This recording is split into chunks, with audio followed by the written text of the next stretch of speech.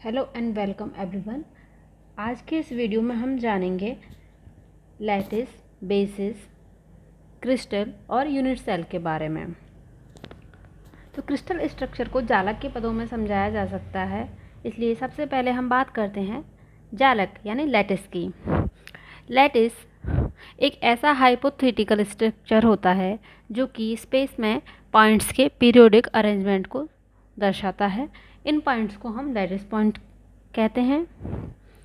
इस फिगर में एक 2D लैटिस को दर्शाया गया है और इस फिगर में एक 3D लैटिस को दर्शाया गया है, जिसमें ये कॉर्नर्स इस लैटिस के लैटिस पॉइंट्स हैं।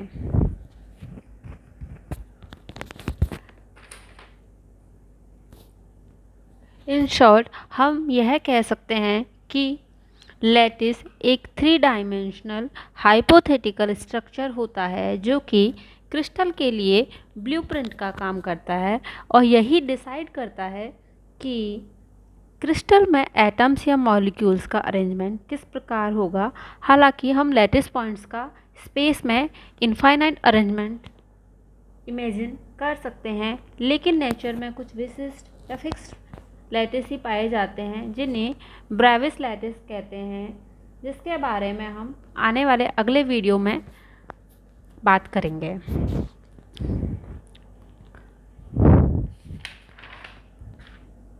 अब बात करते हैं बेसिस, या बेसिस को हम मोटिव्स भी कहते हैं। बेसिस या मोटिव्स को डिफाइन किस तरह से करते हैं? वे एटम्स या मॉलिक्यूल्स जिन्हें लैटिस के लैटिस पॉइंट्स पर अरेंजमेंट से क्रिस्टल बनाया जाता है, उन्हें बेसिस कहते हैं। एक बेसिस एटम्स भी हो सकता है और एटम्स का ग्रुप भी हो सकता है। उदाहरण के लिए हम बात करें NaCl के क्रिस्टल में Na+ और Cl- बेसिस होते हैं। ये एक NaCl क्रिस्टल है जिसमें पिंक्स वाले जो स्फेयर्स हैं उनसे Na+ को दर्शाया गया है और ब्लू में Cl- को दर्शाया गया है। इसी प्रकार डायमंड के क्रिस्टल में बेसिस कार्बन एटम होता है।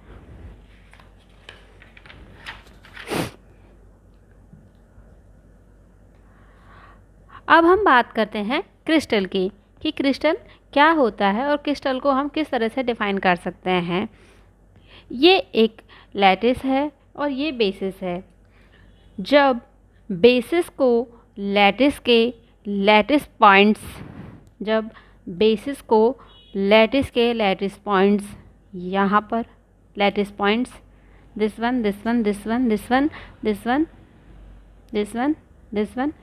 वन, इन पर रखा जाता है या लगाया जाता है तो हमें एक सिस्टम प्राप्त होता है। उस सिस्टम को ही हम क्रिस्टल कहते हैं। ये बेसिस हैं, इनको हम लैटिस के लैटिस पॉइंट्स पर लगा दिया तो हमें क्या प्राप्त हो गया? क्रिस्टल। अब हम बात करते हैं यूनिट सेल की। तो यूनिट सेल किसी भी क्रिस्टल का एक सबसे छोटा भाग होता है जिसकी पुनरावृत्ति करने से उस क्रिस्टल का निर्माण होता है। एक क्रिस्टल की एकक कोशिका यानी यूनिट सेल जिस तरह की होगी, क्रिस्टल की बाह्य संरचना भी हमें उसी तरह की दिखेगी। इस तरह से हम कह सकते हैं कि यूनिट सेल क्रिस्टल का एक स्मॉल रेप्लिका होती है। अर्थात हम यह कह सकते हैं कि एकक कोशिका क्रिस्टल का वह सूक्ष्मतम अंश होता है जिसको त्रिविम आकाश में बार बार पुनरावृत्ति करने पर क्रिस्टल की बाह्य संरचना प्राप्त होती है। एक एकक कोशिका को हम 6 लैटिस पैरामीटर्स द्वारा दर्शा सकते हैं। ये लैटिस पैरामीटर्स हैं A vector, B vector, C vector and angles alpha, beta and gamma. यहाँ A vector, B vector and C vector crystallographic axis हैं और इन क्रिस्टलोग्राफिक एक्सिस के मध्य एंगल्स अल्फा, बीटा और गामा हैं। और ये क्रिस्टलोग्राफिक एक्सिस के मध्य एंगल्स के चेंज होने पर एकक कोशिका भी अलग अलग बदलती जाती है।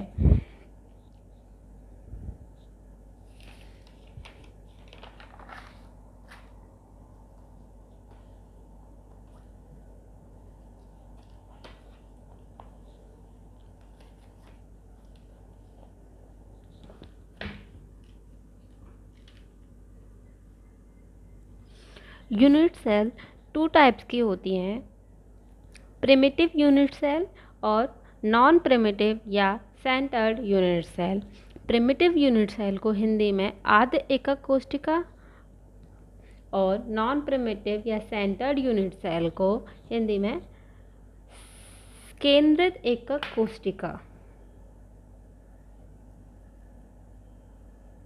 केंद्रित एकक कोशिका कहते हैं। अब प्रिमिटिव यूनिट सेल कौन सी यूनिट सेल होती हैं?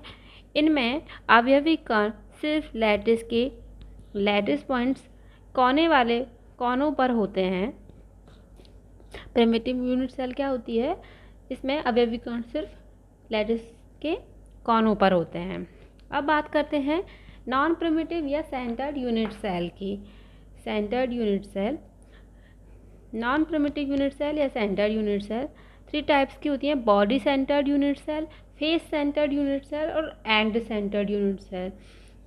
बॉडी सेंटर्ड अंतः केंद्रित एकक कोशिका, फेस सेंटर्ड फलक केंद्रित एकक कोशिका, एंड सेंटर्ड अंतः केंद्रित एकक कोशिका।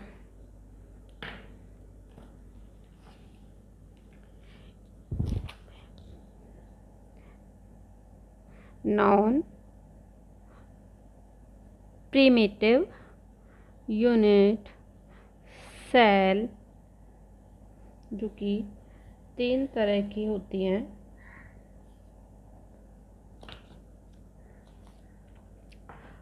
अब प्रिमिटिव यूनिट सेल और नॉन प्रिमिटिव यूनिट सेल में डिफरेंस सबसे पहले हम देखते हैं।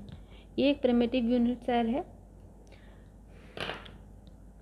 बॉडी सेंटर्ड यूनिट सेल में कॉर्नर्स पर तो कण होते ही हैं, इसके अलावा एक कण या एक एटम इस पूरे लैटिस के बॉडी के सेंटर में होता है।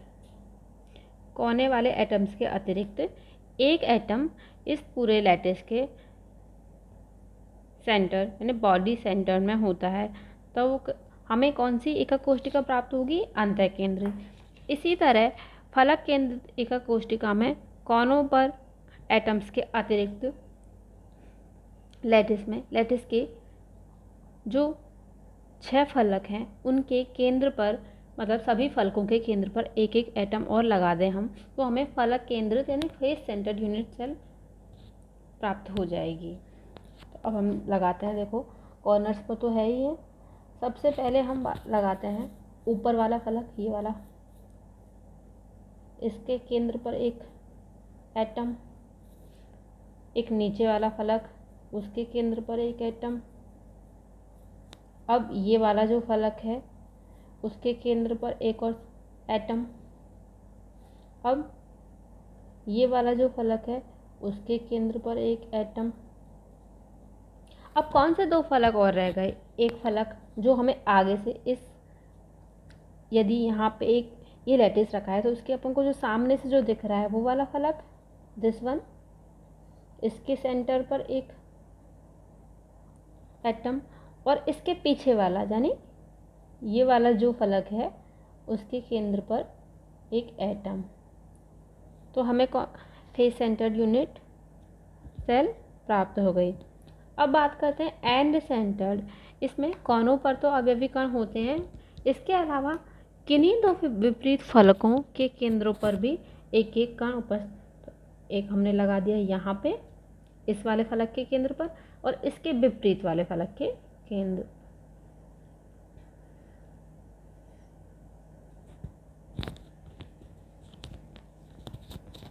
Students, unit cell can be drawn in many ways, but not all types of unit cell exist in nature. This is because of symmetries found in unit cell. हम अलग अलग तरीके से डिफरेंट टाइप की unit cell draw कर सकते हैं, लेकिन नेचर में कुछ विशिष्ट टाइप की ही या फिक्स टाइप की ही यूनिट सेल एग्जिस्ट करती हैं, क्योंकि यूनिट सेल में 4 तरह की सिमेट्रीज पाई जाती हैं और ये सिमेट्रीज किसी भी यूनिट सेल के नेचर में एग्जिस्ट करने के लिए ये सिमेट्रीज का फॉलो होना आवश्यक होता है। ये 4 टाइप्स ऑफ सिमेट्रीज हैं। ट्रांसलेशनल सिमेट्री, रोटेशनल, रोटेशनल का मतलब इन एटम्स को हम जब, ये एटम्स हैं यहाँ पर और यहाँ पर, रोटेशनल सिमेट्री को, ये मेरा हाथ में पेन है, एक एटम यहाँ है, एक एटम यहाँ है। रोटेशनल मतलब जिसको हम ऐसे घुमाएंगे तो भी क्रिस्टल में रोटेशनल या एका कोष्टिका में जो सिमेट्री है वो फॉलो होनी चाहिए। रिफ्लेक्शन सिमेट्री और इन्वर्जन सिमेट्री, और इन सिमेट्रीज के आधार पर ही यूनिट सेल एग्जिस्ट करते हैं।